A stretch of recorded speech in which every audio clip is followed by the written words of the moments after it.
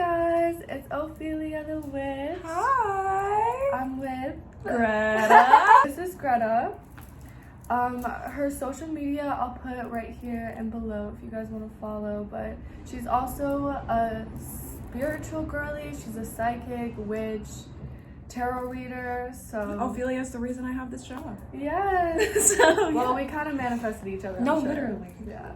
But yeah, so I asked you guys some questions for us, some witchy questions, because we've been doing this for a while now. Mm-hmm. I don't know how long you have, but I probably have my whole life, but really maybe like 6 or 7 years. Yeah, I've been, I'm coming up on 7 years actually, because I started like during Christmas when I was 12. Oh, wow. So yeah. Nice. That's when I got my first tarot deck, is when I was 12. But yeah, do you want to get into the questions? Do we have anything else? Let's go ahead and start the questions. The first one is, how have your past relationships reacted to you being a witch? Okay. Some of mine differently than others. Yeah, definitely. Like, some think it's really cool, and then some kind of, I feel like, are low-key fearful. It kind of ends because of my witchiness, honestly. Yeah. I feel like at the end, they think it's really cool at first, and they get really into it. They're like, whoa, it's so different. And then the cool. second they get a stroke of bad luck, they're like, she hexed me. Yeah. So it definitely, it can be, like, cool at first. Like, it's really intriguing, and then they kind of pull away at the end. Yeah. But you'll find somebody one day that will be super really into it. I have had like different reactions because I've dated a couple people that just like don't believe in it, but they're like respectful about it. So like I don't really care. I had one ex who like didn't necessarily believe in it, but he did a love spell with me. That's what a love spell should be. Yeah, we like did a love spell together. Where we like, I had 2 candles and we like carved all the adjectives we used to describe each other on them and wrapped them together and stuff. Nice. And it was super cute and fun. Yeah. But I also get a lot of like weird, like witchy pickup lines. Like people being like, curse me. Yeah, like, where's my love spell at? No, literally. Like, I'm not giving you a love spell. I feel like the second, like, especially like men who like don't believe in it, like the second something goes slightly wrong in their life, their first reaction is like, literally, she hexed me. They've even said that to me, dude, literally. And I'm like, what did you do? Dude, like, what did you do? Literally. It's crazy because I've had people, like men who I literally have hung out with one singular time, text me and be like, did you hex me? I'm like, dude, I don't care about you enough to do that. Like you'd have to really, really do something you have to fuck up bad. The next one is, do you experience witchcraft burnout?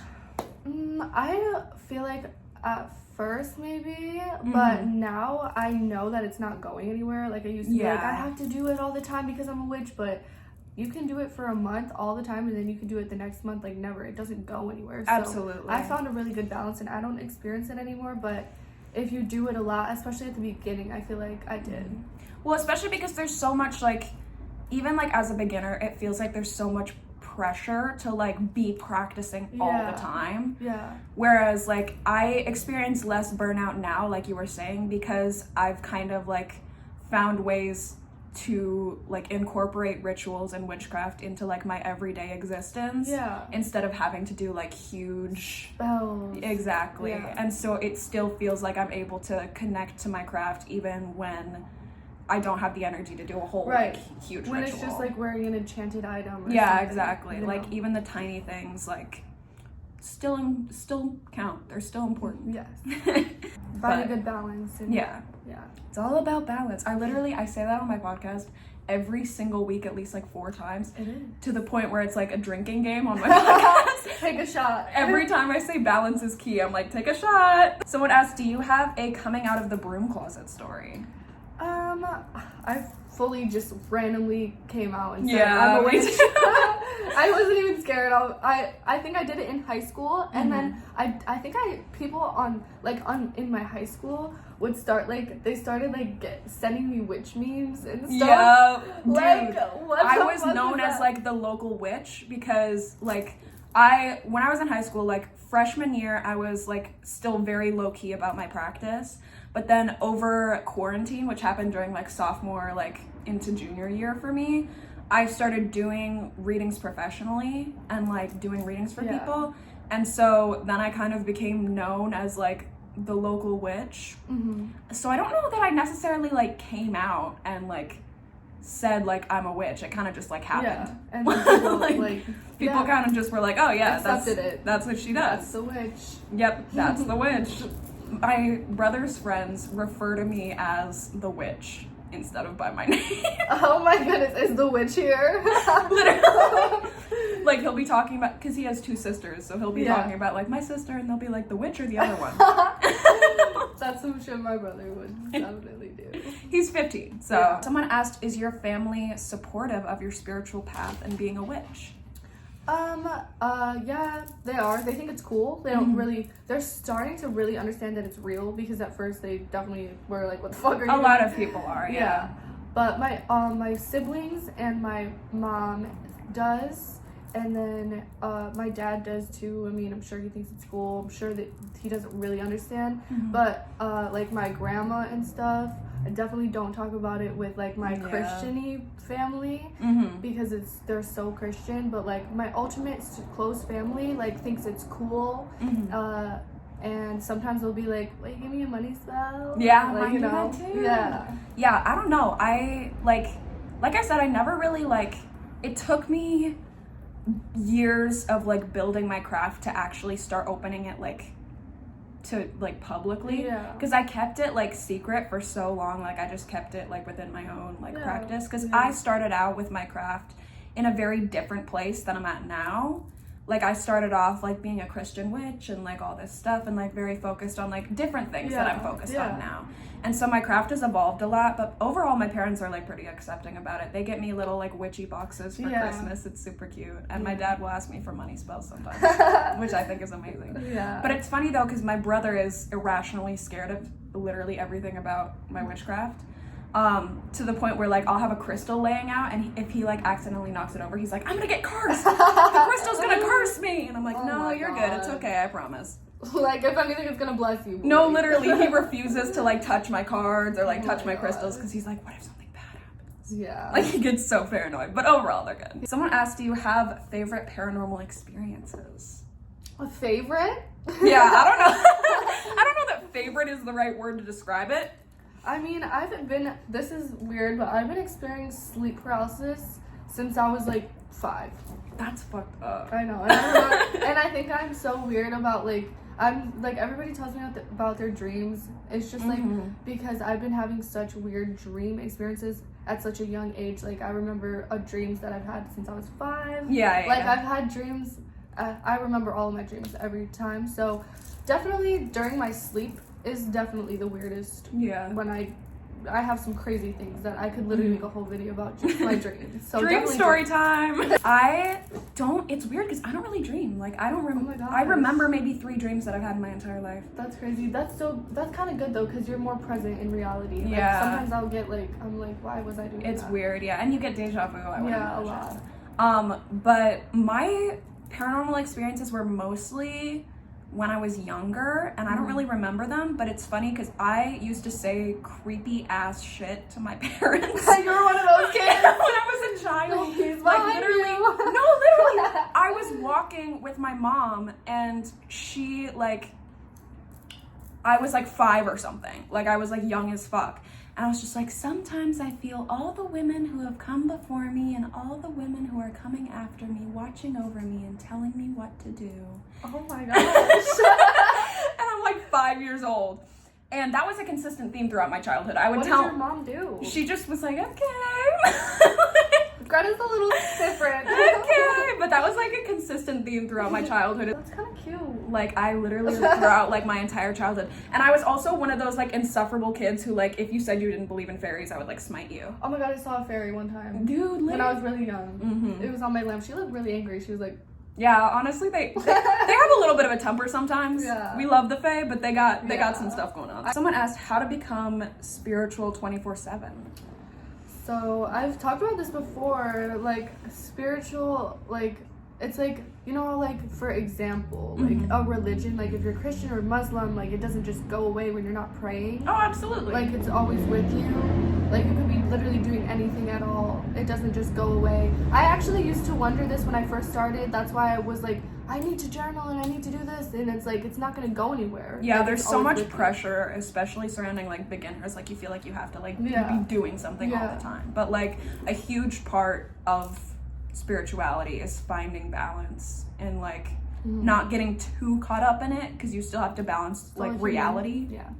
You're still a person. Yes.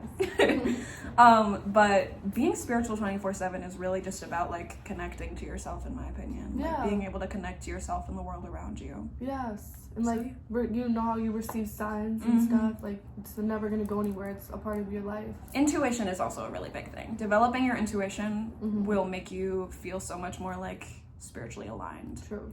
Because then you get messages and stuff. Someone asked, would you ever date a guy that did witchcraft? I probably would for the plot. Here's the thing, is like I dated, he didn't do witchcraft, but he was like a hippie like guy. Yeah. Would not recommend. Yeah. Don't do that. I would not recommend. Well, also especially because like he had his own issues in addition to his like spiritual shit.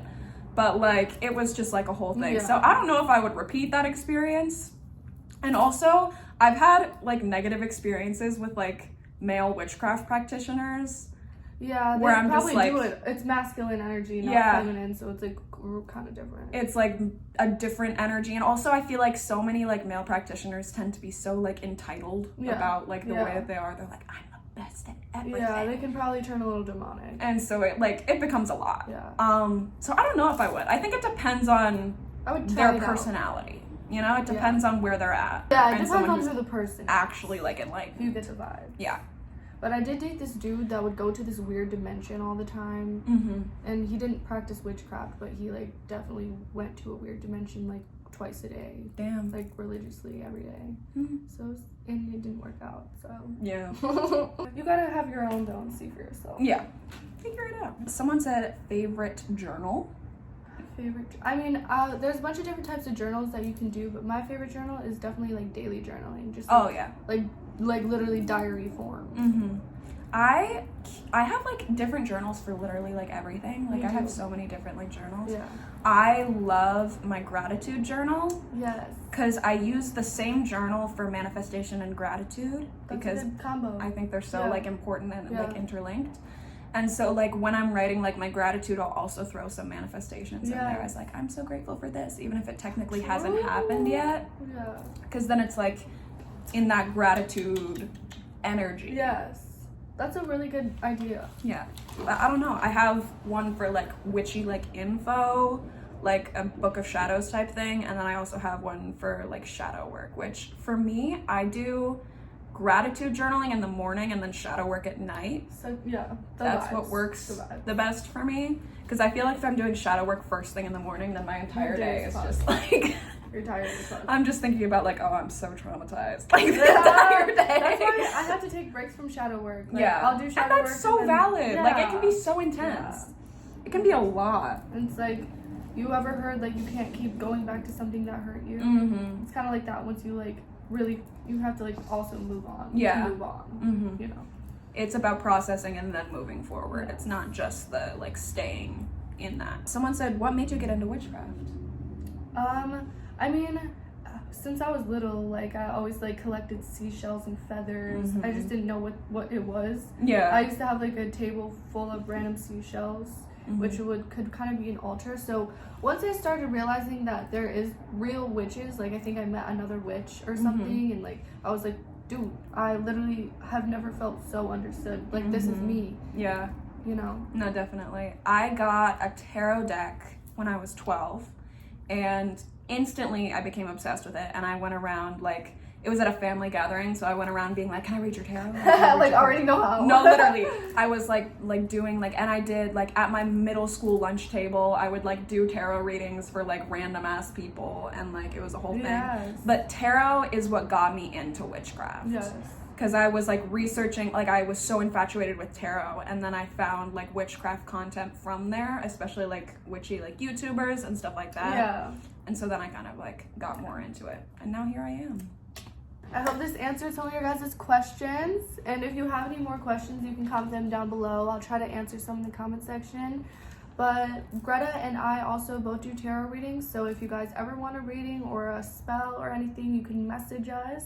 We got you. Yes. And it's like a connection one-on-one too, so it's like can be very personal if you want. So yes, thank you for watching, and comment down below a crystal ball if you guys stayed this far. See you all later. Love you.